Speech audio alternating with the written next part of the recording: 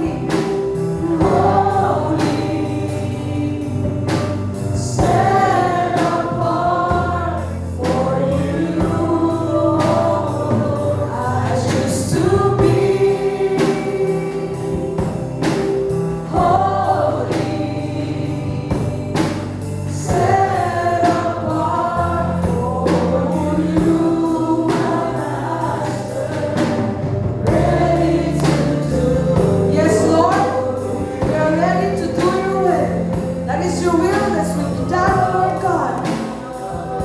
When we ask God to purify our hearts, we acknowledge our need for His help.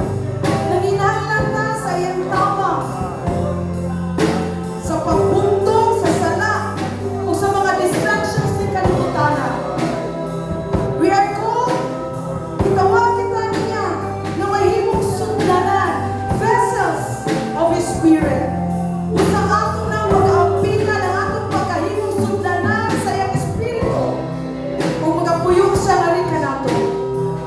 Naglantong sa iyang gugma sa kalibutan that often struggles with greatness, with brokenness. Hinaot kita mga igsuon, maningkamot nga mahimong balaan nga ang mga templo that He desires na nalaog nato sa iyang presensya in every aspects of our lives. Let us be, this our prayer to Him, that God, Heavenly Father, we come before You with a humble heart. We will humble ourselves, O God. Touch our hearts, O God. Purify it, God, and change it, Lord, according to Your will, according to Your design. For we are Your vessel, and we are Your temple, O God. We are asking for Your purification. Tabangi kami nga mahimong sa kabalaan nga templo nga angay sa imong balang Espiritu.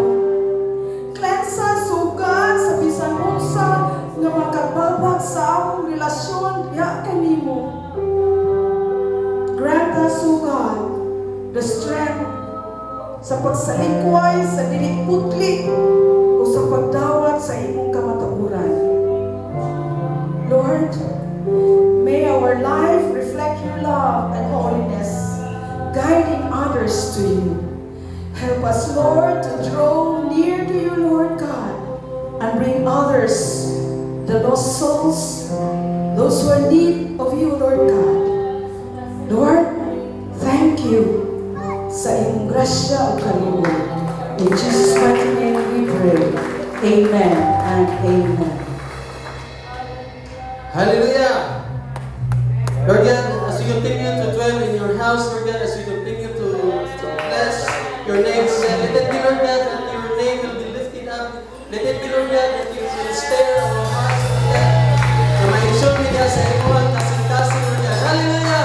Yes, Lord. Yes, Lord God, we glorify Your name, Lord God. Jesus. This house that you built, Lord God, no one will live in it, but Your name alone, Lord God. Yes, Lord God. We're so Lord. This house of the great King, we come together now to worship Him. This house is built on Christ alone, cannot be shaken, cannot be shaken. God is awesome in this place.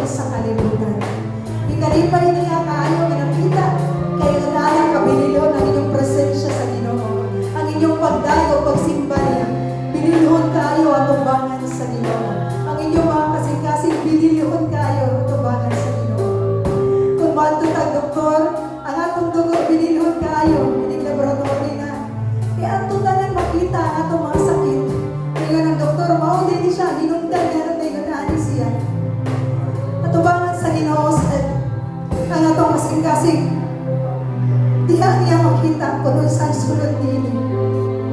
Diyan nga masailan ko nun sa sitwasyon sa imong kasing-kasing. Kung ikaw ba malipayon, kung ikaw ba masulukon, kung ikaw ba dunay panginahanglan, kung ikaw ba nagpasulukon sa imong kinabuhi. Igsasayon siya kung noon sa hinungdan nga nung nainana ang imong pagsimpa niya. Kung nga nung nakulang ang imong pagdaig niya, kung nga nung nagkauga ang atong pagdaig o pagsimpa niya. Ang Diyos nakita niya ang tanan sa atong kinabuhi, sa atong kasing-kasing. Manahingan na anak ang Diyos na nagtanaw. Nay, sulti nga nag-ingon, mailhan mo ang tao kung imo siyang ikauban, kung imo siyang kuyog.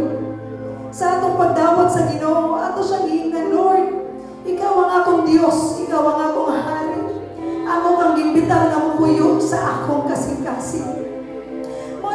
Ang Diyos na kaila kung kinsa o kung sa ka, wala tayo kapamakat sa tubangan sa Ginoo. Kaya siya lang ang nasayon sa tanan. Kung gibati ni mo nalipay ka, sulti ang Ginoo, Lord, nalipay ko. Kung gibati ni mo naguol ka, Lord, naguol ko, Ginoo. Kung gibati ni mo naginahanglan ka, kaayuhan, Lord, ayuhan ko. Ang tanan, pwede na itong isulti sa Ginoo. Kaya siya andam maminaw sa atong kasing-kasing. Hallelujah. Kung ang Diyos na uban nato, wala na diya'y makulang nato. Kung ang Diyos na nato, siya lang yun ang atong kasaligan. Labaw sa tanin. Ato siyang awitan nga dili lang sa atong mga baba, kung diligikan sa atong kasing-kasing. Himuon nato ni mga pag-ampo, mga pagdaig kaniya, kung unsa siya kamaayo sa atong kinabuhi. Kung unsa siya nagatiman sa atong kinabuhi. Kung unsa siya natong gikinahanglan sa atong kinabuhi. Hallelujah, Lord Jesus. Oh, yes, Jesus. Hallelujah. Praise you. Oh, dili kami haling mabalakan. Tungkol kayo.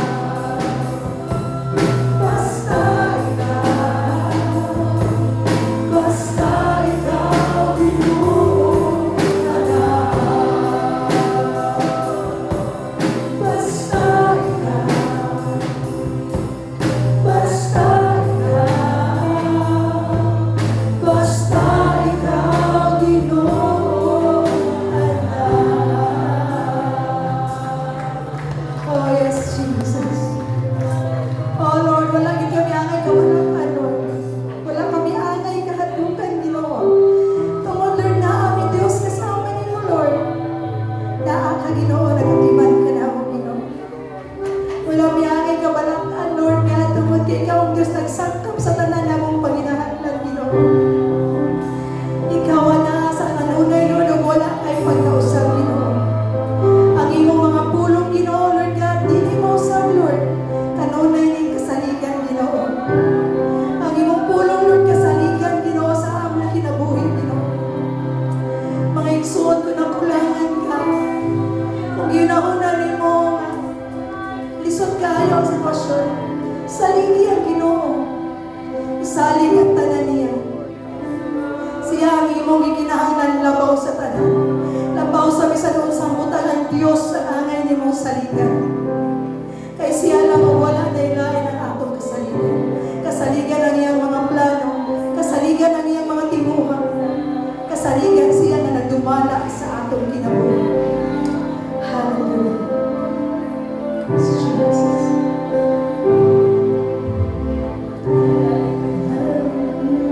Kabala ka, kaya saan mo, Ginoo, mag-aubang ka. Kalulog sa walay katapusan. Walay magulang ka na kung anak ka. Sa kagigiban, Diyos, kahayag ka. Ang agianan ko, gidalagan mo, halangdon ka, Ginoo.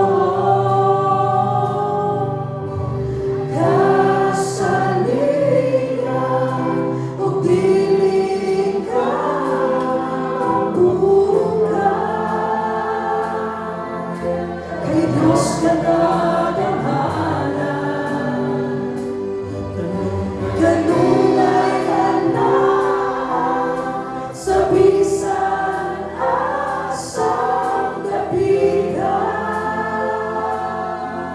Kay kana ko mag-aubang, Diyos ka kasaligan.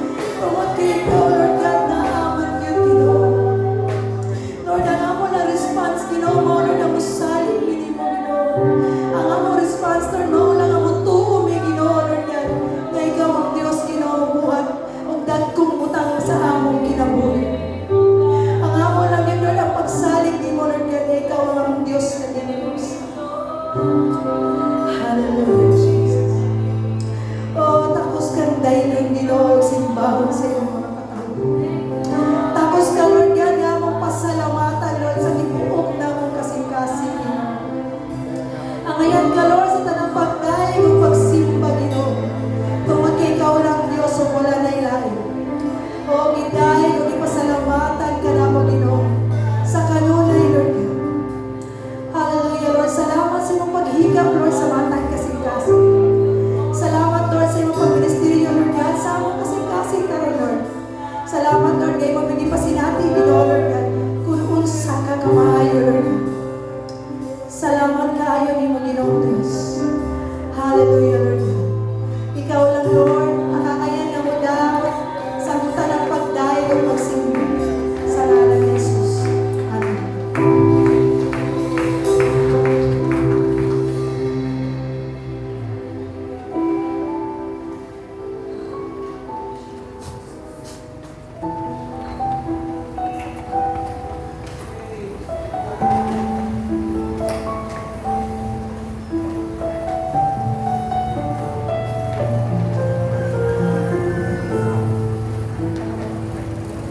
Hallelujah. Maayong buntag. Good morning sa tanan. Maayong ang panahon nga dili kaayo siya init. Nindot ang panahon karon og sa tuod o kilog-kilog siya pero alimuot man gihapon. Please bear with my voice kay kani akong tingog karon medyo nagkagamay ang akong tingog. Niya nagkadako kay murado kuno nagkaulitaw. Gikan atong Martes mga igsoon gibisita ko sa Flo kasi kimingaw siya nako unya hantod kagahapon ang naapadyapon ang init sa akong lawas unya di hilot ko ni nanay. Salamat ni nanay gihilot ko ni sa akong ulo ngadto sa akong abaga pero nang gigamit niya nga ointment isog kaayo unya kanang nawala narilim ang akong likod nga sakit ba. Pero ang akong tingog ni kaanam siya o kagamay. Pero ang Ginoo na lang mo padako ani niya. Kung nga maabdikon ta sa pagpaminaw tungod kay basiro niya og gagawhaw na lang ang inyong madungaw. Pasalamat sa Ginoo tungod kay grasya sa Ginoo, the grace of the Lord sustain me. Amen. Maka-declare ba ta sa atong kaugalingon nga kung wala ang grasya sa Ginoo, dili ko mo sustain. Dili ko masustain karon, wala ko karon siguro karon sa panimbaho nato. Amen. Hallelujah. We thank the Lord sa ikaduha nga Domingo sa bulan sa Disyembre o nagtuon ta mahitungod sa the advent of Jesus Christ, ang pag-ani ni Jesus dinhi kalibutan na og ang atong mensahe karon. This is the second part of the last Sunday nga message. Last night I was thinking nga ako untang send ang titles just to give you an insight, advance nga pagpahibalo kung unsa ang mensahe karon ug unsa may i-expect nato sa atong pagpaminaw sa pulong sa Ginoo. Ang ako pong Ginoo nga base unya di na lang mumubalik kay nakakita naman mo sa title. So karon we are still looking at on verse the book of Luke, in the account of the first advent of Jesus Christ. O niaging Domingo, sa katong wala maka-join nato sa panimbahon, don't worry, I can still give a short lang o quick nga review. Niadtong niaging simana nagisgot mi sa usa ka surprise nga message gikan sa langit. You could receive a surprise message from your friend gikan sa gawa sa laing nasod or sa mga tao nga wala nimo gi-expect makadawat kag mensahe. Kadugay na ba niya ni text man ako, ni message man ako. But this message nga nadawat ni Mary, it was a surprise message from heaven. Nga naman wa man niya gi-expect. Wala man niya kana ganing gipaabot. Unya mao ni siya ang mensahe, a surprise message from heaven. Unya ang mensahe niya nga gidala sa anghel, nag-isgot siya sa mensahe sa grasya. A message of grace. A message of hope and a message of promise. Tulo ni kabukang isgutan niya. And atong makita nga diyan nga nung mensahe sa grasya tungod kay it was not because Mary was special. Mary was bright. Mary was pinakagwapa, but there was something in her heart na nakita sa Ginoo mahitungod sa kinabuhi ni Mary, and that is why it was God's grace to choose Mary nga mahimo siyang instrumento nga diin si Jesus nga ang anak sa Dios moabot dinhi sa kalibutan, ang manluluwas moabot sa kalibutan. And not only that, it was not only a message of grace, but a message of hope, because for how many years nagpaabot ang mga Hudyo, ang mga Jews, nagpaabot sila kanus na moabot ang Messiah. Now, niabot na dyan. And the third, it was a message of promise, because ang saan sa Ginoo nga sa diyang moabot siya. Siya may mahimo nga muhatag og kagawasan sa tanan. Siya muhatag og kaayuhan sa tanan, siya muhatag sa tanan nga gikinahanglan sa tao in the aspect of spiritual condition sa tao. Gikan sa sala, gikan sa tunglo, gikan sa tanan, si Jesus mao itubag niya anak. And it was a surprise message because wa gi-expect ni Maria nga makadawat siya og mensahe nga sama ni Amy. And now, ang second part ani atong tan-awon, because now we are looking at the response ni Mary.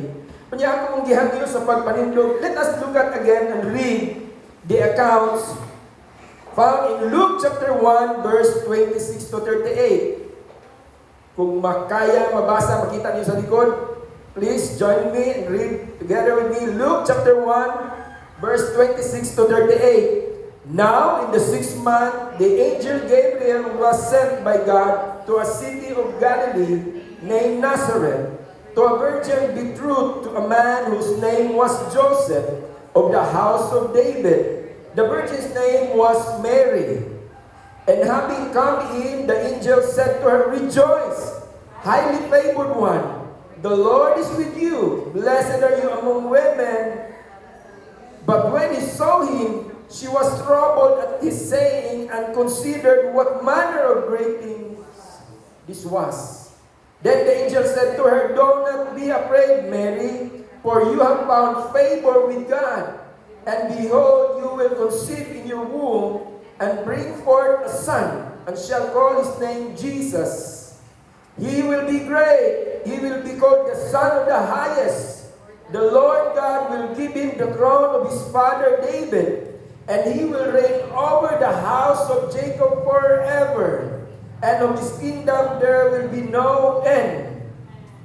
Then Mary said to the angel, "How can this be, since I do not know a man?" And the angel answered and said to her, "The Holy Spirit will come upon you, and the power of the highest will overshadow you. Therefore also that the Holy One who is to be born will be called the Son of God. Now indeed, Elizabeth, your relative, has also conceived a son in her old age, and this is now the 6th month for her who was called barren. For with God nothing is impossible." Then Mary said, "Behold, the maidservant of the Lord, let it be me according to your word." And the angel departed from her. Let us bow down our heads, let us pray. Heavenly Father, we thank you for your word, O God. And this second time, Lord, that we will look at this account, Ginoo. This record, Lord, sa imong pag-anhi sa kalibutan. Once again, O God, dunay mga tao nga gigamit nimo. Alang Ginoo nga mahitabo ug mahimo, Dios, ang imong pagluwas sa mga katawhan. Lord, you choose people, O God, nga dili manunta qualified, dili angayan, but it is through your grace, it is through your divine purpose, O God, nga imo Ginoo giset sa matang usa. And Lord, not only them we are called. Kami sa Diyos, gitawag mo kami. Adunay dako Ginoo nga sugo nga imo Ginoo gibilin kanamo. Og imo na kining gisugdan. 2,000 ng mga katuigan na nabay, Ginoo, aniya kami karon sa among pagmamalandong sa imong pulong. As we study your word, Father, help us to understand that there is still a great works ahead of us. Doon na pa'y dako Ginoo nga tahas nga angayan ang buhaton. Lord, Sunday after Sunday, we hear your word. And your word, O God, will encourage us, will strengthen us, Lord, nga mupadayon sa among Kristohanon nga kinabuhi. Dili sa yun. Doon na may mga aputanan, doon na may mga naasa mong unahan o Diyos. Di na mo matag na kung sa'y naasa mong unahan, but Lord, it is you who will sustain us, that we will persevere. We will become out victorious, Ginoo. Madaugon kami o mula hutay kami diha sa pagpangalagad kanimo. And Lord, it is our prayer that through this account, through the life of Mary, we will understand, Lord, how to be a servant of yours. Father, guide us. And Holy Spirit, do your works in our midst. We allow you this time to flow in our midst. Even search our hearts. Anything, Lord, that distract us, even sa among una, doon na may butang Ginoo nga nakapatrigger na mo. Doon na may naas among una Ginoo nga dili kami tarong makapaminaw Ginoo sa imong pulong. Ang gipangayo Dios hinluy, limpyuhi, kuha ang matag butang na makadistract sa among una. This is not your work, this is the work of the enemy. And I bind all of them in Jesus' mighty name. Jesus' mighty name. Father, I ask, Lord, that we will not miss. Dili na mo Ginoo masayangan ang panahon nga maminaw karon sa pulong. Aduna na kay nindot ug maayo nga mensahe. Ginoo, himuang ang among kasing-kasing Ginoo maablihon sa pagdawat sa mensahe karon. Kung na may mensahe nga ngayon ang madunggan Ginoo kana ang imong pulong karon. Apart from your word, O God, we will not live, Lord. Dili kami mabuhi kung wala ang imong pulong, O Diyos. Kung sa itagdaa, andamo na mo ang among kasing-kasing. Andamo na mo ang among una-una sa pagpaminaw sa imong pulong karon. And help us, O Lord, to receive your word with gladness. This is our prayer in Jesus' mighty name. Amen. Amen. Hallelujah. Let us all be seated. Ang mensahe karon ni Taknas Kabuntagon, this is the second part, and we will be looking at the message this morning is entitled Mary's Response to God's Call. Nakadawat na siya sa mensahe, surprise ang mensahe gikan sa langit karon. It is time for Mary to respond. It is time for Mary to converse, musturya siya, response siya kung sa may akong angay buhaton niini. And it's so exciting because in verse 28, ningingon diha sa verse 28, my son, and having come in, the angel said to her, "Rejoice, highly favored one, the Lord is with you, blessed are you among women." But on the other hand, Mary responds in verse 29, when he saw the angel Gabriel, he said, she was troubled at his saying and considered what manner of greeting this was. Unsa man ning mensahe, unsa man ning gisulti sa anghel. Dili lang siguro ingon na hadlok siya tungod kay sa normal niya nga gitrabaho, sa normal niya nga gihimo sa matag adlaw, wala lagi siya gi-expect nga moabot niya ng adlaw. And kalit kaayo nga naay ni abot niya usa ka anghel ingon, Maria, Mary, rejoice, highly favored one, ha? Rejoice. Pinili ko sa Diyos, I am so blessed. Mao ni siya mensahe sa anghel. But on the other hand, the response of Mary, she was troubled at his saying and considered what manner of greeting this was. Saan ning mensahe ang Ginoo? I did not expect this to receive this message. And perhaps you also, I did not expect, wala ka mag-expect siguro ni kabuntagon nga mao ni mensahe nga mong madungog. But for Mary, it was a valid reason. Balido yung rason niya, mingon siya nga, unsa man nga mensahe? May pasigurog Shopee, expectat, ibahaw man yung Shopee na imuha ng order. Pero kani, wala siya yung order, wala siya mag-expect na doon ay maabot. But here, she was troubled. And that's why it will lead us to the first point of this message. It was a natural response sa usa ka tawo. Normal na response sa usa ka tawo. Wala siya mag-ingon si Mary nga spiritual kay siya pag-abot. Oh, balaan man po ko mo nang angayan ng istoryahon sa anghel. No! Normal kayo, siguro nang labas siya, siguro nang hugas siya, siguro nanilid siya. And then suddenly the angel appeared. Mary, rejoice, highly favored one. It was not expected nga madungog na ni Mary. She was troubled at the angel's word. And I will tell you why. She wondered what kind of greetings, kung sa maning klase nga, greetings na dungog ni, na-receive ni Mary. Now to give us the bigger picture, nga nung ingunani ang response ni Mary, unsa imong buhaton mo igsoon, if you are preparing something for a big event, it could be your birthday, it could be your anniversary. 2 months from now, imong birthday maabot. 3 months from now, anniversary sa imong banaw, imong asawa maabot. Or it could be your debut. It could be your wedding. And then you are busy preparing all the things. Naglista na ka, kinsay mo cater, kinsay mo luto, kinsay mo serve, kinsa tanan. Ang invitation, okay na ba? And suddenly, iyo ko nang cancel.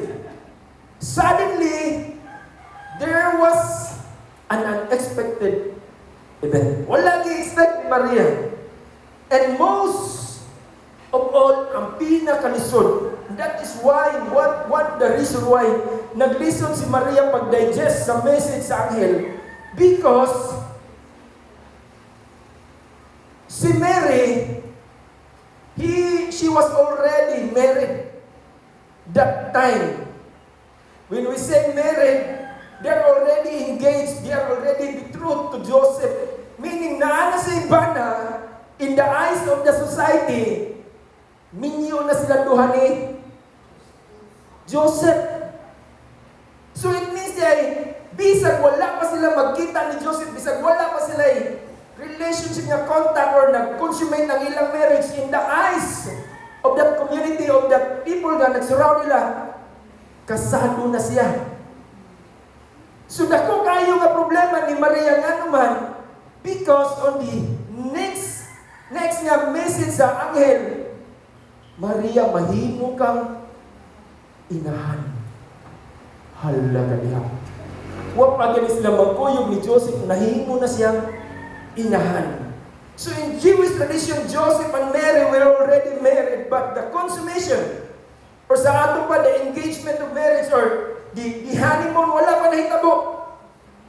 Ug taas kayo sa dihang isabutan na sila nga, kasno na sila after pila ka months, for 12 months, magpaabot si Maria o si Jose. And during the 12 months, after the 12 months, ang mahitabo, dunay kasal. Ang seremonya sa kasal, mahitabo. Second, ang bride, muadto na ngadto sa lalaki, sa giandam niya nga lugar, ug ang ikatulog, mauna na siya nga magkuyog na sila. Nga doon ay physical na nila nga consummation sa ilang pagkabana o asawa. Now, atong makita may soon nga, in verse 30, the angel said to her, this is a word of comfort. Kung nabalaka ka, Maria, kung saan ay pagkahitabo, normal ra po ang response sa angel. Kung sa mahingon sa angel sa verse 30, the angel said to her, do not be afraid, Mary, for you have found favor with God. You have found favor with God. And verse 31, and behold, you will conceive in your womb and bring forth a son. Call his name Jesus. Now let me sidetrack first. Muadto sa ko sa kilid nga dili mahitungod si Mary. Tungod kay dili importante kay masabtan nato kinsa man ini ipanamkon ni Jesus. Because by Mary kung nasabtan niya nganong ihunani dinhi ang iyang ipanamkon, all those questions sa iyang una-una, all gone. And I will tell you, ingon dia sa verse 32, di ingon ang anghel, he will be great and will be called the Son of the Highest. Mao ni ang bata nga imong ipanamkon. He will be great, he will be called the Son of the Highest, and the Lord God will give him the throne of his father David, and he will reign over the house of Jacob forever. And his kingdom there will be no end.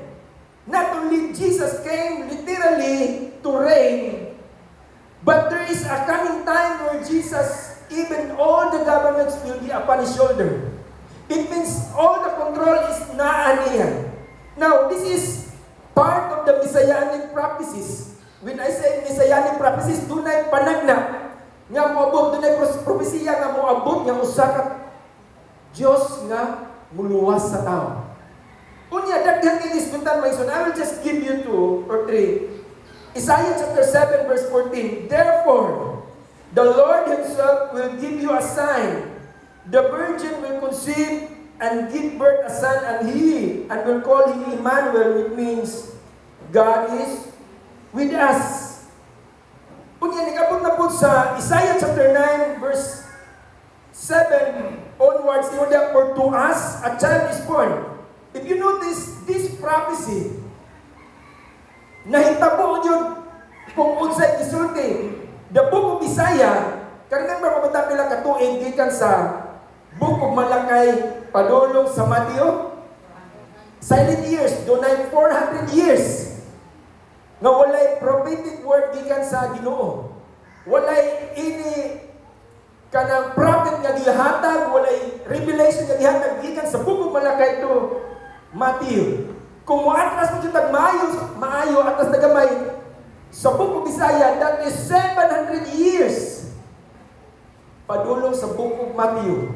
It means for 700 years, mao ni ang gisulti, for to us a child is born, to us a son is given. Meaning doon na prophecy nga doon na moabot. And the government will be upon his shoulders, and he will be called Wonderful Counselor, Mighty God, Everlasting Father, Prince of Peace. Of the greatness of his government and peace there will be no end. He will reign on David's throne and over his kingdom, establishing and upholding it with justice and righteousness from that time on and forever. Meaning ay sa book of Isaiah, nagisgot na siya nga dunay moabot nga usa ka manluluwas. 700 years. And it was fulfilled. Why usa ka prophetic word about Messiah na wala mahitabo? There are some na still pa ongoing pa nga mahitabo, and I will tell you unsa na siya maison. Now in Isaiah, isugdan man na he will reign on David's throne. There was a time na King David gusto siya murol, but ingon siya nga ayaw ikaw David. Dili ikaw. Dunay kaliwat nga gikan nimo nga maoy maghari. Dili ikaw. And why I was, ako man nag-disputan my son, not only because this was true, 700 katuig, that nahitabo after 700 years. I want you to listen this. There were around 1,847 Bible references in relation to the second coming of Jesus. Puspon ako, dunay around 300 more nga prophecy about the coming of Jesus, but that is only 300 more because there were 1,847 Bible prophecies that Jesus will come again. Now, kung unsa kadaghan ang prophecy mahitungod sa pag-abot ni Jesus, mas daghan pa ang prophecy mahitungod sa iyang balik. Now, unsa may pasabot na pastor? Now, kung dunay 8, kung dunay usa nga nagisgot nga si Jesus, mataw, dunay 8 ka bersikulo magisgot nga si Jesus mobalik. So kung nituo ka sa usa, unya ang 8 wala ka mutuo. I don't know sa akong pagbalansi ni mo ni anak. There is 1:8 ratio. There is one prophecy that Jesus will be born through the Virgin Mary. There are 8 verses or prophecy that Jesus will come again. The 300 verses mo aray si Jesus isip usa ka manluluwas. But the sad, the good and the bad news. 1,000 pila? 1,847 Bible prophecies. He will come again. But hey, dili na mangluluwas. Dili na manluluwas. For the second time that He will come, He will come as a righteous judge. Pag abot niya gikan sa langit, pinaagi na Maria, naabot siya sa kalibutan, aron muluwas sa kasalanan sa mga tao. And that is already past. Done, nahitabo na na. But now, He will come again as a righteous judge to judge all of us. Whether you have relationship with Jesus or not, all will be judged. Na mas tungkol sa mga nakatinuod. Kadaghan naman ta nagisgot og second coming ni Jesus Christ. Tuhoy ang pulo sa Ginoo. Kung dunay usa ka bersikulo, dunay 8 ka bersikulo nga napamatuod nga si Jesus mo balik. And that is the biggest question sa atong Kristohanon nga kinabuhi may son. Lord, how am I to be prepared? Kung dunay usa, dunay 8, dapat ay mangandam kumaw din ang giingon diha sa pulong niya sa Mateo. Adunay duha nga nag-ugmad, adunay duha nga nagtrabaho. Ang usa nabilin. Nga naman, it is normal when Jesus come again, you are doing the normal things. But the question there is one person who is not prepared. The other is prepared for the coming of Jesus. Now, importante gani mo isuot masabta nato because Jesus came as a Savior of the world. He will come again as a righteous judge to the world. So may makuha na to sa history mahitungod sa pag-abot ni Jesus. Kung dili na to masabtan nga, kining pag-abot niya, this is just the beginning of His plan. This is just the beginning of His work. Mubalik din si Jesus, alang kanimo o kanako. So dili enough magsuon nga, di kayo ma-Christian. You still need to continue. Those who will persevere, those who will padayon sa pagpangalagad niya sa Ginoo. Ang mulahutay, unsa? Ang mulahutay mo maluwas. Yan ikaroon yung makatubagan na makalahutay ka, pastor. Makalahutay ka. Magsugod na sa imong una-una. Simba ko karon dili. Sugod sa imong una-una. Wali ba ako karon? No, murag lain dito akong lawas. Mr. Mercy, tayo walihon ako. Naaro dito sa akong una-una. But Lord, naamay kusog or wala, mga lagad ko sa Ginoo. Naamay problema or wala, mga lagad ko sa Ginoo. Unsa may akong problema karon, mga lagad ko sa Ginoo. Come on, declare it, ina mga lagad ko sa Ginoo. Way kwarta sa tubag. Mga lagad ko sa Ginoo. Naay problema sa tubag. Mga lagad ko sa Ginoo. Way bana, di na problema. Mga lagad ko sa Ginoo. Way asawa, ano na problema, mga lagad ko sa Ginoo.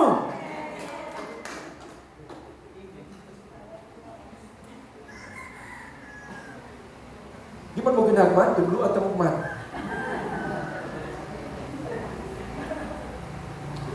Na kay problema.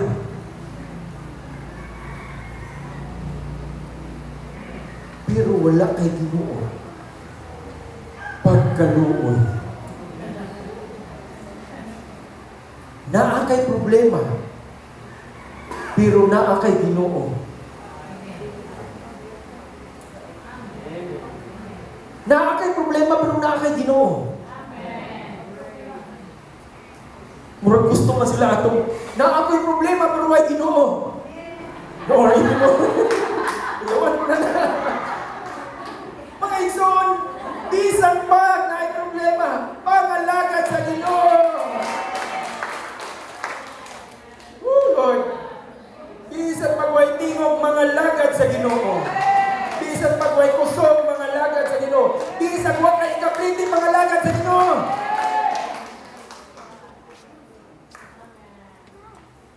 Si Maria kung makasulti ba, ang pahala ng Lord, di madayon ang kasal ni Jose.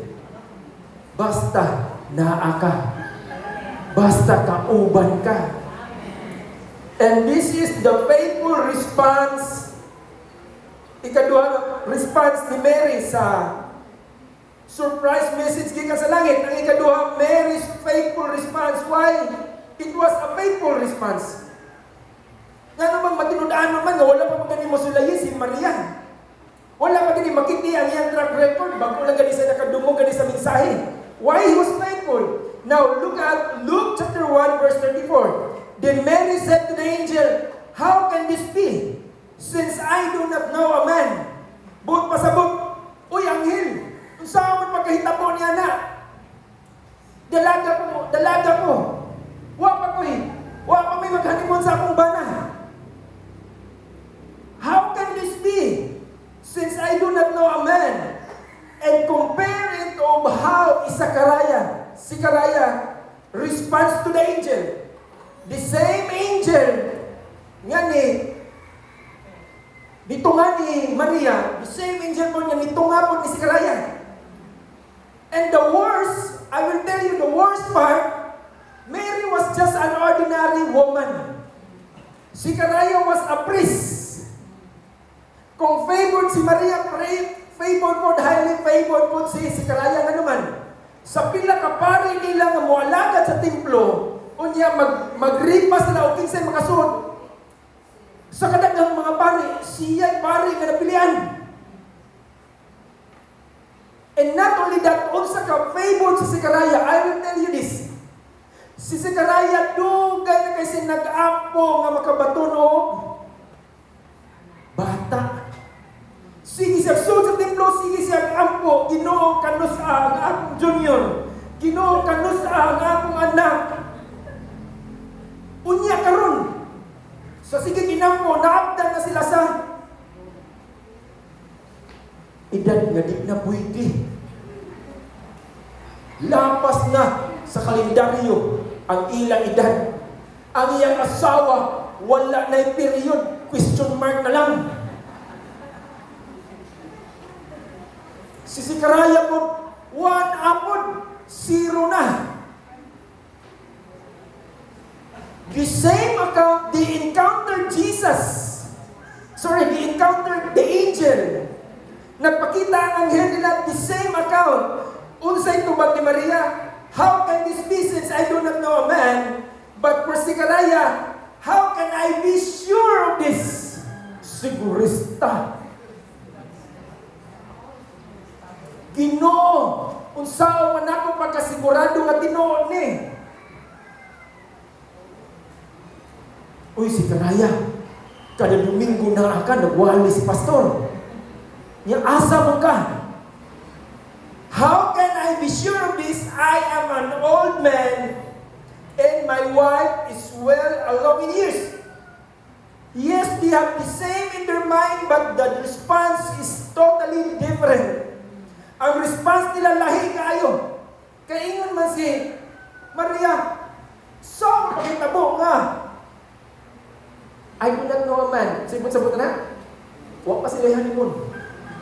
Ninyo pa sila duha. Wala pa sila contact.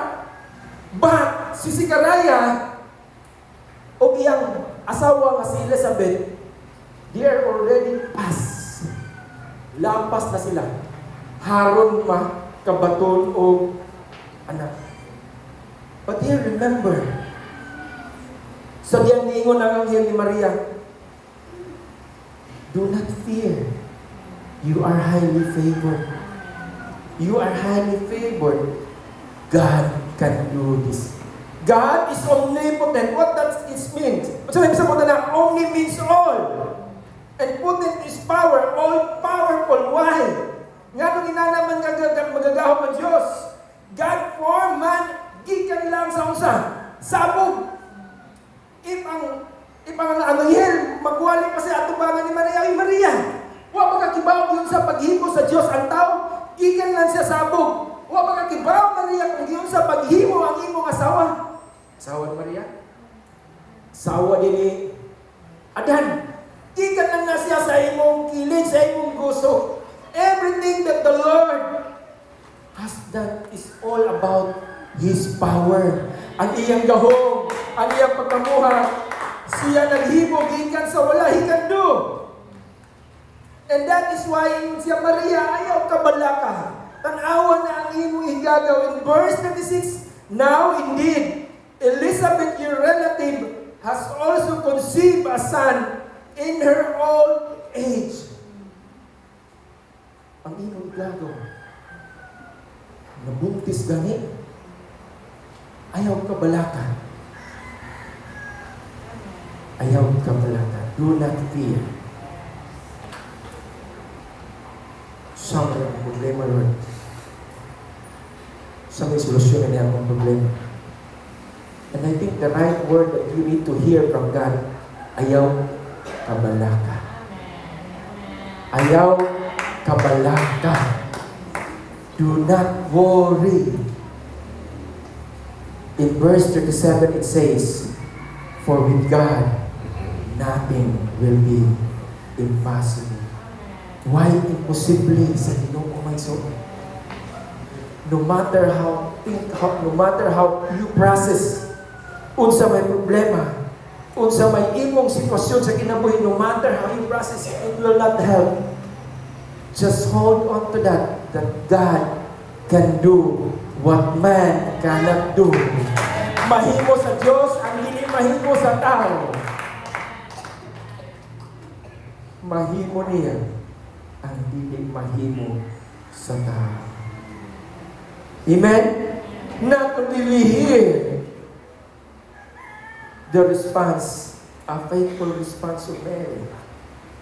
And it leads me to this third point, my son. He was faithful, and it was expected that his third response was a humble response. Humble response. Mary said in Luke chapter 1 verse 38, and from Luke chapter 26, how can this it be? Lord, unsaon man ipagkahitabo? I have a lot of questions sa akong kinabuhi. Unsaon man pag-meet nimo sa akong panginahanglan, unsaon man pag-meet nimo sa akong problema. I have a lot of questions how you will do that. I have many questions. But now in verse 38, listen it carefully. And Mary said, behold, I am the servant of the Lord. Let it be to me according to your word. Hallelujah! Mahitabo Ginoo kung unsa may gipamulong mo sa akong kinabuhi. But what does unsa may atong makuha nga leksyon ani may suon sa response ni Mary? You could be just like Mary, but the response could be different. Sama siguro ka ni Maria nga andam ka, pero ang imong response lahi. Ingon diha, I am the servant of the Lord. Mary was available for the Lord. Let it be to me according to your word. Willing for the Lord. Willing si Mary, my son. But sometimes our response is not like that. When the Lord calls us to fulfill His word, kung dunay tawag ang Ginoo sa atong kinabuhi, kung dunay gusto ang Ginoo nga isugo sa atong kinabuhi, Lord, here I am. Na ako Ginoo. Ako na. Mura si Pedro ba, Lord, I am available. But, di mo ko willing. Available ko, Lord, pero di ko willing.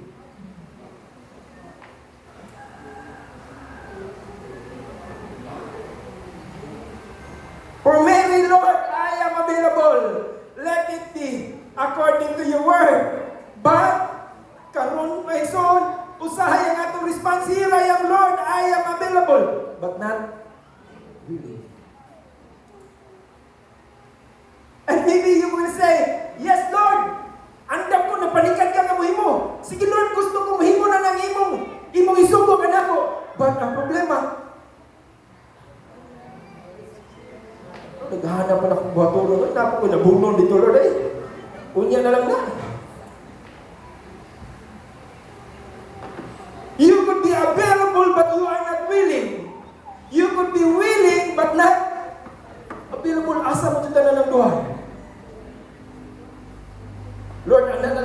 ang not available o not willing. Asa mo dito na mahisoon? If you want to be just like Mary, you should be willing and you should be available. Kung unsa may buluhaton sa Ginoo, Lord, I am willing and I am available for you. Let it be according to your word. Mary could have just said, Lord, I am willing, pero ayaw sa karon, Lord, nga naman. Guwapo naman ito ako bana, pangasunod ako. Unya na lang iguman na mo. Unya ang problema, o sige, tugta na to. Nakasal na siyo si Maria. Lord, kasal naman ko. Dili na ko available. Willing ko ang tapo. Muna sa mangisuon, we need to have a heart like Mary. We need to have like a heart, Mary, Lord. Let it be according to your word. Here I am, your servant. Let it be according to your word. When so we cannot help but to go back the cost of following Jesus. Doon ay gusto nga ningon, Lord, musunod ko nimo. Lord, I want to follow you. But let me go and bury my father first. Father, I want to follow you. But first, let me go back and say goodbye to my family. Hi, hello. Unya mo balik.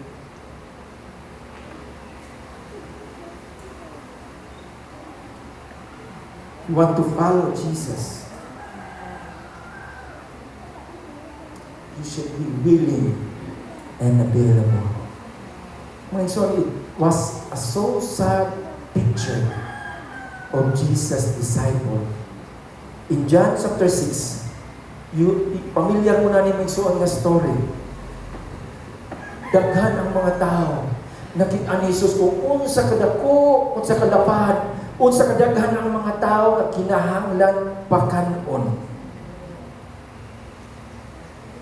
Unsay tubag ni Philip in John chapter 6? Ginoong Jesus, kung imo man kaning pakanon, it would take more than half a year's wages to buy enough bread for each one to have a bite.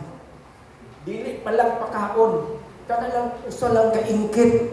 Moabot og tunga sa tuig ang maggasto na to kung atong ipalit kini og pagkaon alang nila. Mo ba bili? And in verse 8, ingon po si Andrew, si Simon, spoke up yun sila, Lord, doon na may bata, dili nga lalaki, doon ay gamay. Nagdala siya small barley loaves and 2 small fish. But, how far will we go so many? Unsa man ning 5 ka paano og 2 ka tinapay, di man ni kaigo? And this is the response of the two. The one is willing, di siya available mo lakaw, nagkwintahanay pa ang saong pagsunod ni Jesus.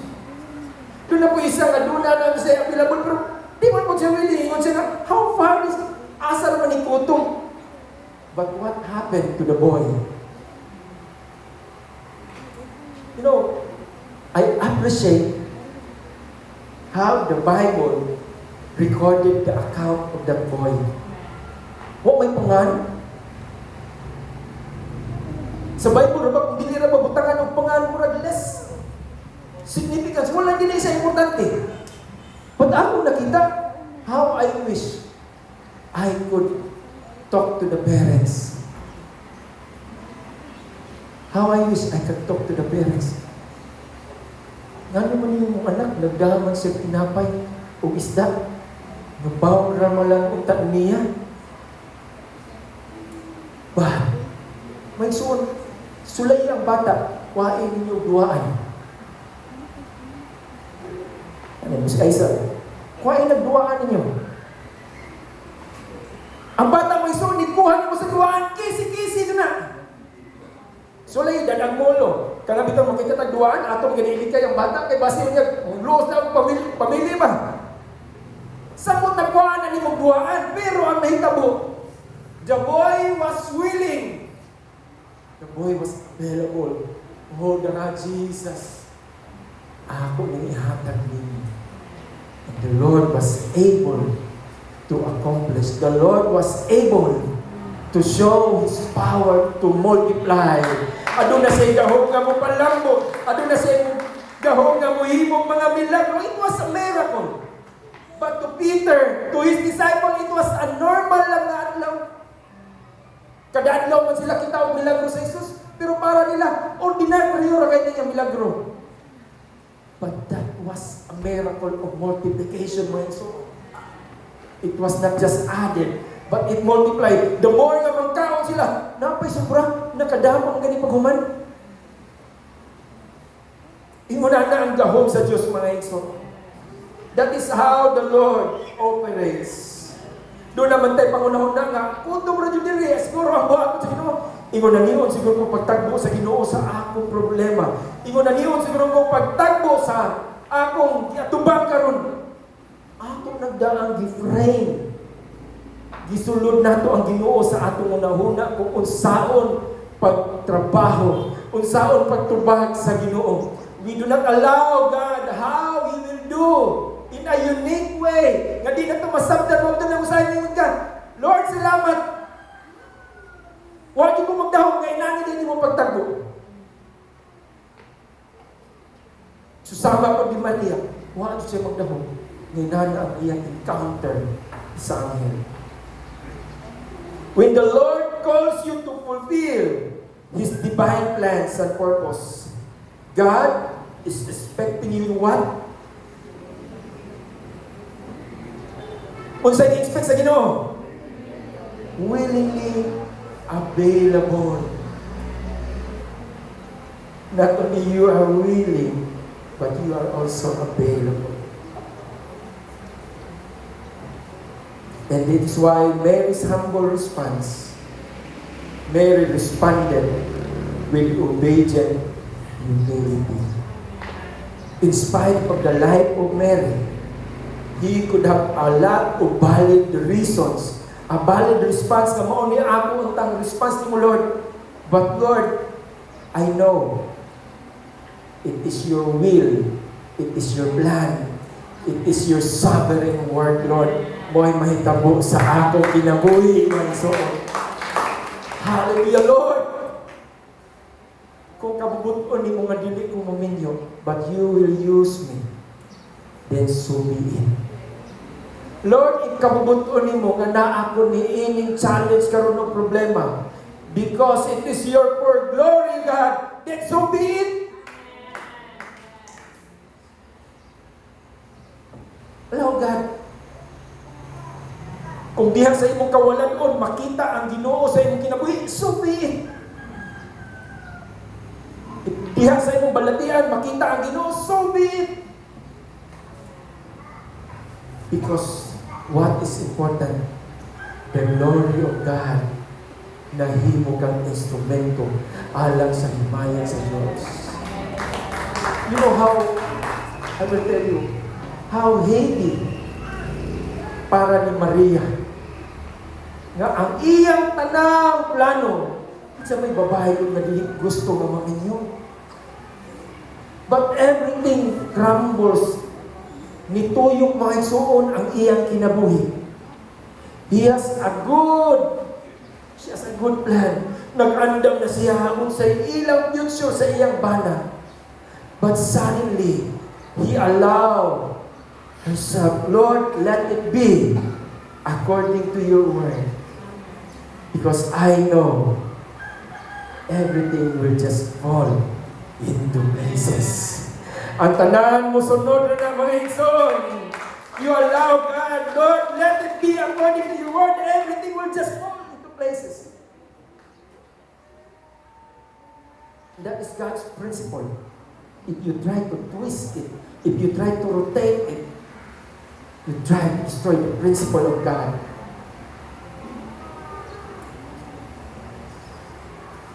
Sama sa kong ingon. Kung naaman kay problema pero naaman kay Ginoo, bulahan ka. Pero kung naaman kay problema pero wala kay Ginoo, I don't know. Ginoo na lang mag-ibog ni mo man. What we need these days is to have a heart like Mary, willing and available. Let it be according to your word. I am your servant, O God. Makahimo baka ka sa pagsulti na ng mga pulungan karon. You could be in this difficult na situation sa imong kinabuhi, but still, you open up your heart, Lord, kung sa may imong mensahe karon. Alam ka na kung let it be, Lord, and I will set aside all of these worries. I will set aside all of this concern and let your will be done in my life. You could have a lot of response. But Mary's response to God's call, it was a response of humility. It was a response of willingness. Let us all stand as I invite the worship team. We sing the last song. Hallelujah, Lord. Hallelujah. Hallelujah, Lord. Danay ko ikaw, Diyos. Sama, God, kasing-kasing ni Maria. Just like the heart of Mary, Lord, our desire, O God,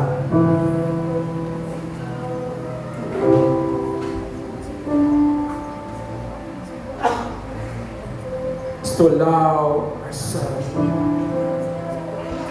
Mudul kami diha kanimon, say, Lord, here I am. Here I am, Lord. I am willing. Here I am, Lord. I am available. Here I am, Lord. Do it according to your word.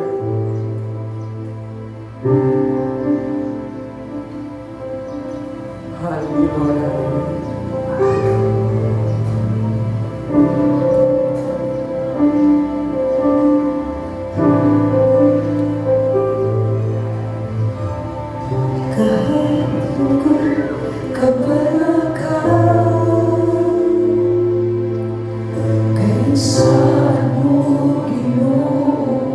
Magabag ka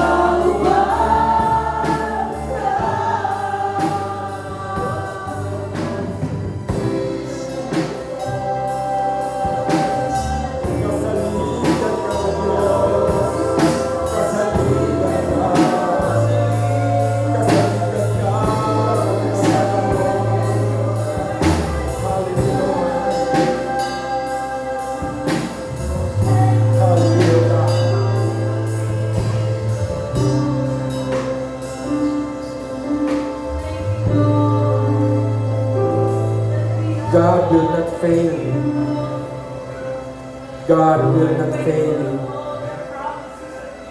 And this is God's guarantee. He will not fail you. If you just call to His name, kung matawag ka sa Diyos, kung masapit ka sa Diyos, just be true to yourself. Lord, I need you. Lord, I need you. I cannot go on. I need you, Father. Lord, I don't have much strength. I'm tired. I'm weary, oh God. I need your strength. I need your grace. And He will come. And He will come and sustain you. Just be like Mary. Just be like Mary, who responds to God in humility. Lord, I need you. Lord, I need you. Lord, I need you. More than yesterday, oh God, I need you. More than yesterday, Lord, I need you. And I need you more in the coming days. I need you more to sustain me. I need you more to strengthen me. I need you more to lead me. Lord, I want to see your hand. I want to see your hand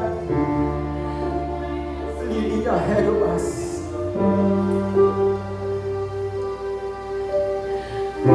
Lord, what a wonderful promise. What a wonderful promise, oh God, in your word. These things I have spoken to you, that in me you may have peace. In the world you will have tribulations, but be of good cheer.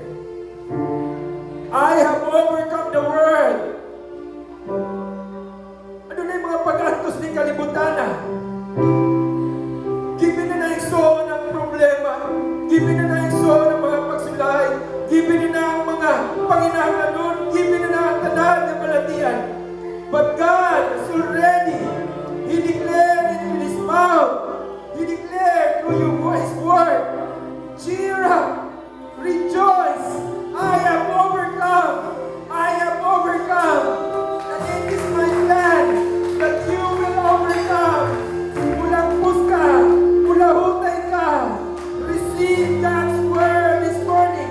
Ulahutay ka. Tumatawag today. Yes. Kasaligan siya. You can count on His words.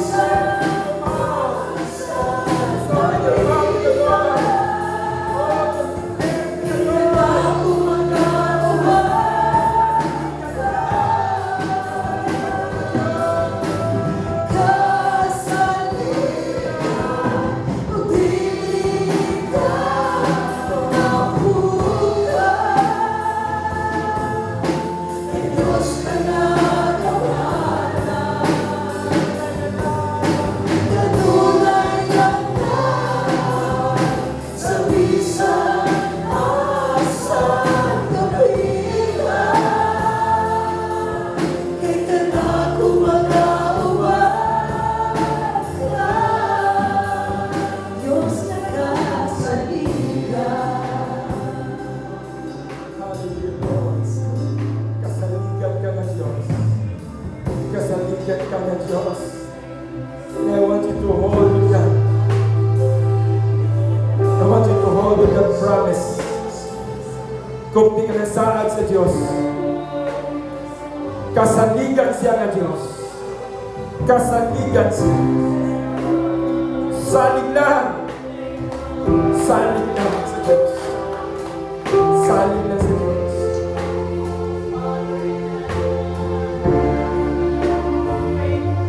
encourage you to raise up your hands as a sign of surrender to the Lord. Lord, as we raise our hands this morning, and this is a sign, oh God,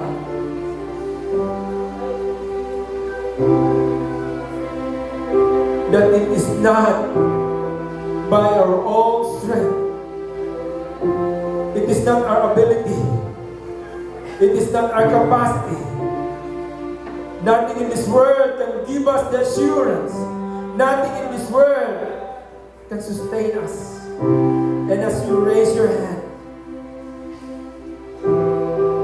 this is a sign that you surrender into the Lord. Lord, I surrender into you, Lord. I surrender my family. I surrender my family to you, Lord. I surrender my life to you, Lord. That in the coming days, whatever happens, I believe that you will carry me through. You will sustain me. You will strengthen me. You will empower me, O God. And at the end, Lord, you will receive us. You will receive us, Father.